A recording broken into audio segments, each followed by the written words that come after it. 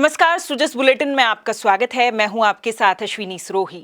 श्री कृष्ण जन्मोत्सव की आप सभी को हार्दिक शुभकामनाएं। अब सबसे पहले एक नजर हेडलाइंस पर।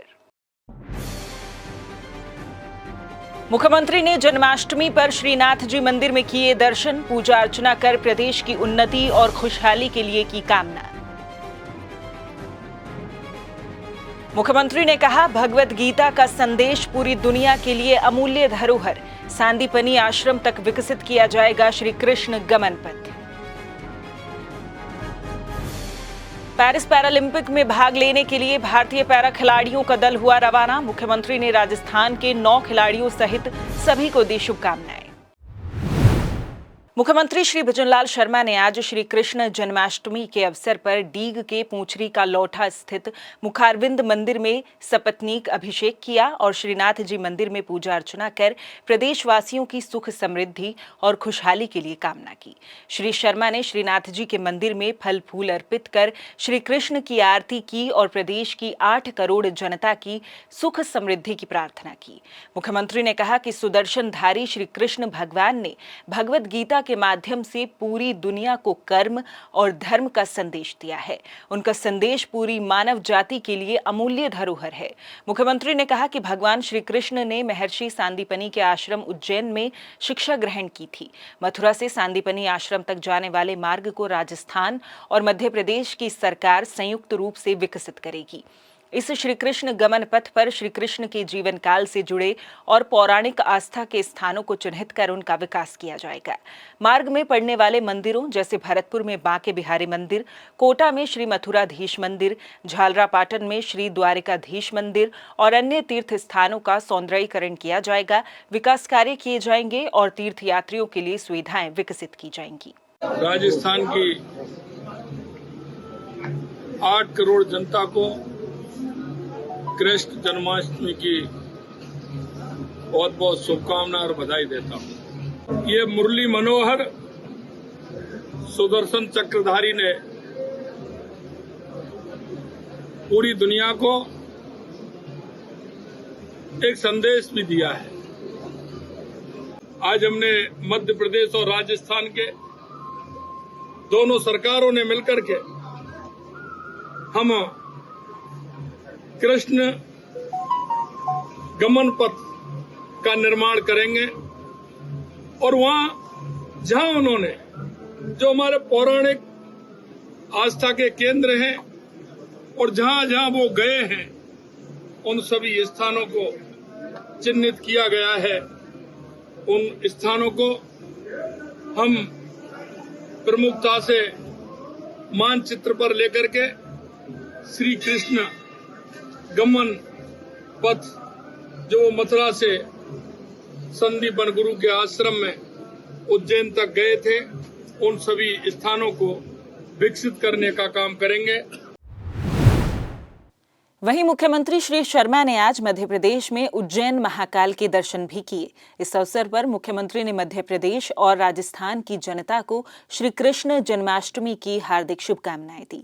मुख्यमंत्री ने श्री कृष्ण गमन पथ विकसित किए जाने को लेकर कहा कि इससे दोनों राज्यों के बीच धार्मिक और सामाजिक सौहार्द स्थापित होगा। कृष्ण की नगरी मथुरा से आज मैं बाबा महाकाल की नगरी में बाबा महाकाल के दर्शन के लिए आया हूं। आज पालकी के दर्शन किए हैं। इस अवसर पर मैं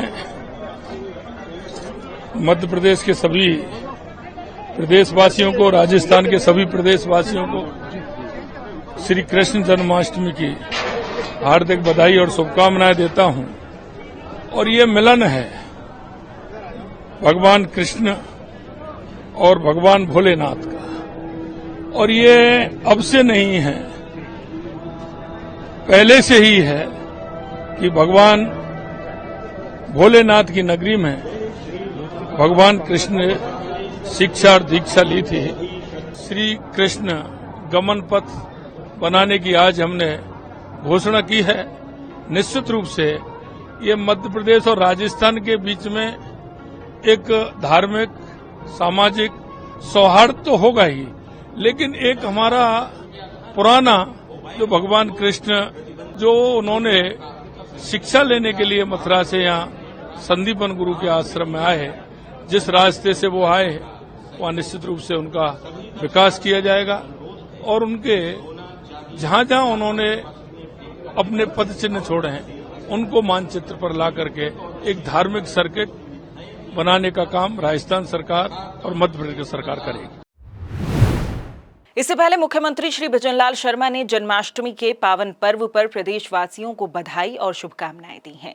श्री शर्मा ने कहा कि भगवान श्री कृष्ण ने निष्काम कर्म करने, शोषण और अन्याय का प्रतिकार करने और जरूरतमंद लोगों के कल्याण के लिए सदैव ही समर्पित रहने का संदेश दिया।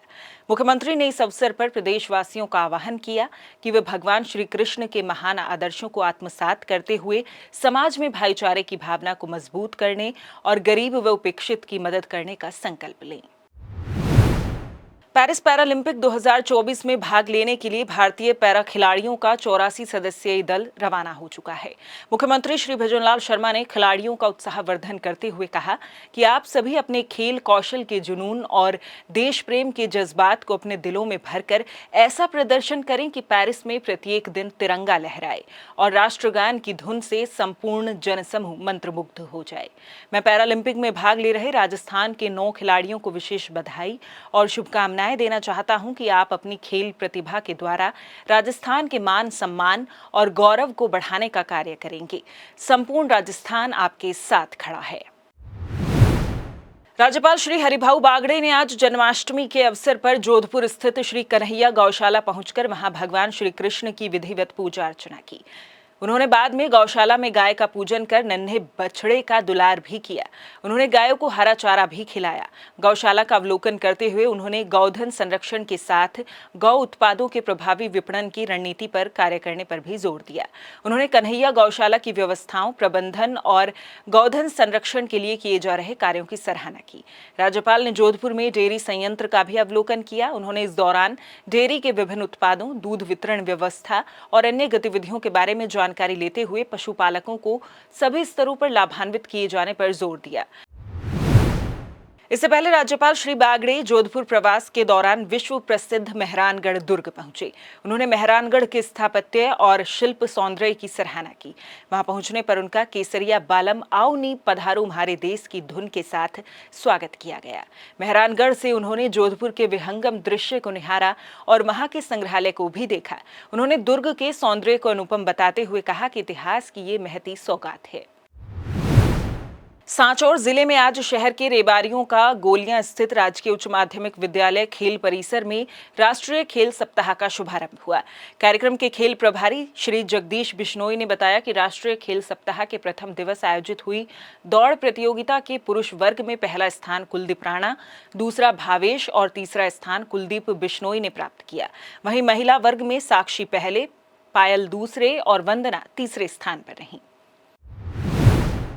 भीलवाड़ा जिला कलेक्टर श्री नमित मेहता के नवाचार के तहत भीलवाड़ा जिले में नेत्र ज्योति अभियान के तहत समस्त राजकीय विद्यालयों में कक्षा 1 से 12 तक के विद्यार्थियों की आंखों की जांच कर भामाशाहों के सहयोग से निःशुल्क चश्मा वितरण किया जा रहा है।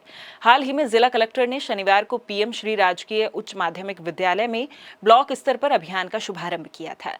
अभियान के तहत सुवाना ब्लॉक में लगभग 500 बच्चों को निःशुल्क चश्मों का वितरण किया गया।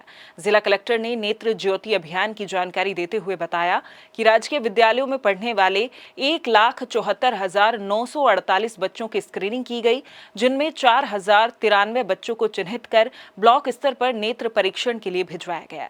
इनमें से 2,216 बच्चों के चश्मे के नंबर निकालकर एनजीओ द्वारा चश्मे तैयार कर उनका वितरण करवाया जा रहा है। जो हमारे स्कूली बच्चे होते हैं, विशेष रूप से ग्रामीण क्षेत्रों में ये देखा गया है कि यदि उनकी आईसाइट कमजोर हो तो बच्चों को ध्यान नहीं पड़ता और कई बार जो अभिभावक होते हैं उनको भी नहीं पता लगता। इसको देखकर एक मुहिम हमने जिले में चलाई है जिसको नेत्र ज्योति नाम दिया है। अभी तक लगभग 2 लाख बच्चों की जो हमारे सरकारी स्कूल्स में पढ़ते हैं उनकी स्क्रीनिंग कराई गई। उसमें लगभग 5,000 बच्चे ऐसे पाए गए जिनकी थोड़ा आईसाइट कमज़ोर हमें प्रतीत हुई। फिर उनका डिटेल टेस्ट कराया तो लगभग 2,500 बच्चे ऐसे जिनको चश्मे की आवश्यकता है। उन बच्चों को फेजेस में चश्मे वितरित किए जा रहे हैं सभी जगहों पर, सारे ब्लॉक्स में। सुजस बुलेटिन में फिलहाल के लिए इतना ही। फिर होगी आपसे मुलाकात, तब तक के लिए नमस्कार।